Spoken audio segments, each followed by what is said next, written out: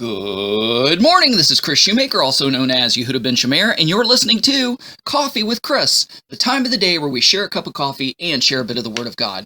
All right, folks, it's a new week, therefore it's a new Torah portion. We are in the Torah portion of Tzav, spelled T-Z-A-V, and it means to give an order or to command. And it's taken from Leviticus chapter 6, verse 1, going all the way to chapter 8, verse 36. So today's portion is the first 11 verses of chapter 6. In the Protestant Bibles, it'd be the first 18 verses of chapter 6, but I just want to focus on verses 1 and 2. This is the Torah, the instructions, the commands regarding the burnt offering. And it says, "And Adonai spoke to Moses, saying, Command Aaron and his sons, saying, This is the Torah, this is the law, this is the instructions of the burnt offering.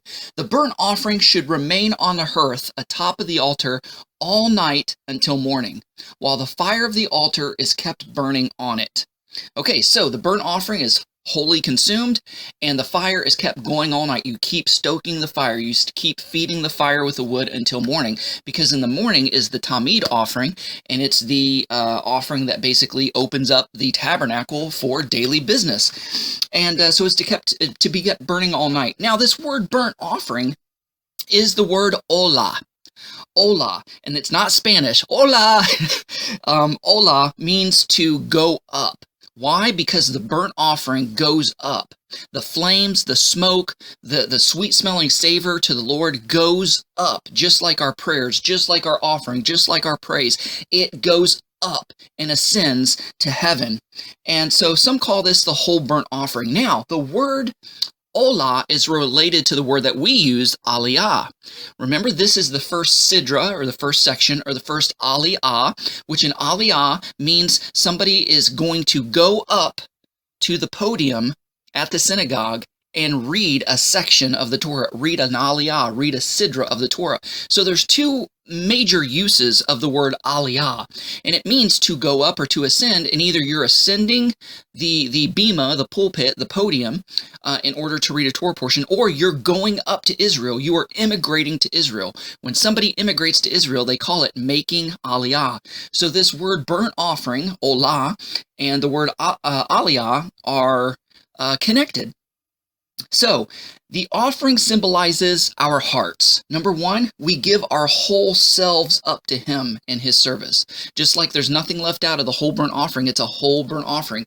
The whole offering is consumed on the fire. Therefore, we are to give our whole selves, body, soul, and spirit.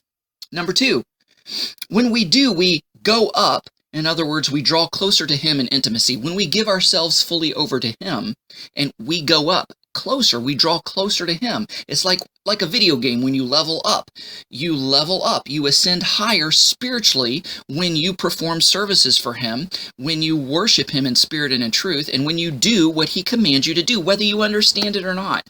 Number three, we are consumed. We are burnt up by Him. Just as the burnt offering is wholly consumed by the fire, we are wholly consumed and burnt up by Him. A, meaning nothing else matters but Him.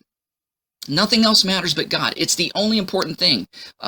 B, impurities are burnt up and eradicated. Sin is atoned for, and we are refined and made whole, made pure, and made better for Him. So these are the symbolisms of the olah, the burnt offering. And then kind of what sums it up is Rav Shaul, the Apostle Paul, in Romans 12:1 and 2, says, "Therefore, my brethren, my brothers and sisters, present your bodies as a living sacrifice, holy and acceptable unto God, which is your reasonable service, your reasonable act of worship. And do not be conformed into this world, but be transformed by the renewing of your mind." This sums up everything that we just talked about in this little devotional here this morning. And so, present your bodies as a living sacrifice, holy and acceptable, spirit, soul, and body. When you do service for Him, you are mimicking a sacrifice, because what's offered on the altar? What's offered on the altar is the fat. The fat is burnt up and consumed. The sacrifice is seasoned with salt. That represents our sweat and our tears. We serve him in joy. We serve him in sorrow, whether they're tears of joy, tears of sorrow, whether they're a sweat of ecstasy or sweat of laborious labor. Our salt is offered on the altar. Our blood. Our blood is offered on the altar as well. When we serve him, we burn up calories. We expend our blood for him. Our blood, sweat, and tears we give in service to him. Therefore, we become a living sacrifice. We give ourselves, body, mind, and spirit over to him, wholly over to him. And that's what being a living sacrifice is. And when we become a living sacrifice, we become an olah, and we make aliyah to God. We draw closer to God through our service to him. So think of ways this week you could draw closer to him by service. Not saying that you're saved by works, but when you do something for someone else, it does draw you closer to that individual, even more so with the living God. Hey guys, thanks so much for watching. Go out there and have a great day. Shavua Tov, have a great week, and shalom.